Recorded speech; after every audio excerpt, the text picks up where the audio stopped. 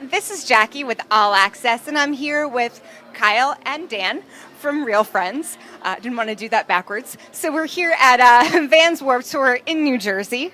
I will ask, though, it is the 20th anniversary of Warped Tour.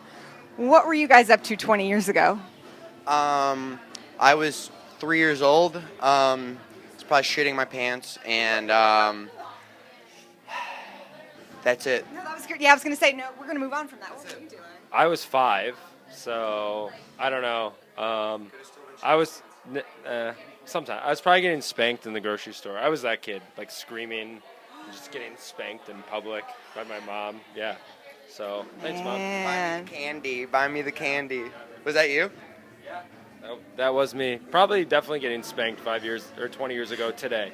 Yeah. Yes. It's a hallmark moment. So what was the first concert you ever attended? Third grade. I was 9 years old. It's actually at the same venue that we're doing in Chicago for Warp this year. It's the First Midwest Bank Amphitheater, which it used to be Tweeter Center, and I went and saw Britney Spears with my cousin. I'm going to be playing on that stage, so I'll be there, and I'll be, 10 years ago, B. Spears was sparking this stage up. Thinking about her when she wasn't crazy. No, she wasn't. No, she's nice now. She's good. She's good looking. She's great now. She's back. She's got her. She's back on. Yeah. So it was the first concert you ever attended? Actually, at the same place that Dan said, and it was Spice Girls. Wow. Yeah. Both with the pop hits. Yeah. It was actually a great concert. So, yeah. I would imagine they would put on a really great show. It was awesome. They even had like sign language on the screen. So that was kind of cool. Aren't one of them dead now? I think they're all dead, aren't they? Yeah, they're all dead. Yeah, Still dead? yeah, they're all still dead. One of them might not be dead anymore, but yeah. But you mentioned sign language. I saw that there was a sign language person on some Warp stages. I think it was the first couple days they had them. I remember I was shown like videos of like what the Devil Wears Prada set, and the chick was just going like ape shit, like she was like in the band. It was so sick. Very nice, very nice.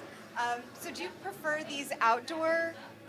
Squeeze in a little bit, fellas. Sure. Do you prefer these outdoor venues, or do you like the club gigs better? It's hard to say because it's all completely different. Definitely as far as if you want to do Club dates. Yeah. Yeah, definitely. Club dates are less work. Air conditioning. Yeah, club dates are less work, but then Warp Tour is more hangs. So at night Warp Tour is better, but overall, yeah, club shows are a lot easier. But I love Warp Tour. I still love Warp Tour. Love Warp Tour. Club dates still. Yeah. What happens when you are playing and you look out and there's just a sea of cell phone screens? I think it's cool, like in a way, like because people, like, I don't know, like to me, it's like they want to remember that or like tweet it or in some sort of way. So like it's cool to feel like that importance, I guess, But in a way, I know like Dan says sometimes when we play, like watch this song with your eyes and ears and not your phones, which I think is cool as well. But yeah, I don't mind it at all. That's just today's world, It's like when something happens that's like important or cool, like take your phone out and tweet about it, or Facebook or Instagram, whatever. Yeah, and it's like one thing if it's like just a quick picture, like when we come up and like the set starts, like that's cool, that's fine. But it's just like and most kids will usually just do that, and then maybe there might be one in the back, like one video, a song, and then like just watch the rest of the set. Kids are usually in moderation with it, so it's fine. That's good. Yes, kids, in moderation. Put the phones away once you've taken your little quick pic. And you mentioned Facebook, and it's sort of social medias everywhere. Facebook ads are really expensive. So how do you choose to spread the word about your band? Well, I don't really do the Facebook. Kyle does a lot of Facebook, but there's still a ton of other ways because like Facebook is starting to, I think, dwindle in like as far as like with bands and anybody with any sort of business or corporate pages, like they're noticing because Facebook is making you pay to reach everybody instead of like a certain audience based on whatever you write in the update or whatever. So but Kyle's really the person that knows all about that. But yeah, there's Twitter, there's Instagram. Yeah. I was saying, I think that like social media is still a huge way of getting to know bands and things. Not only discovering bands, but getting to know who bands are. Because I've always said, like, social media for bands should not only be like, we have a CD out, we have this, we're playing here. It's like, show your personality. You know what I mean? And I know, like, we've been able to show our personality a lot on social media, whether it be like funny or like more heartfelt or whatever. It's like, that's your open opportunity to show kids, like, hey, we're not robots that go on a stage. Like, we're just like you. You know what I mean?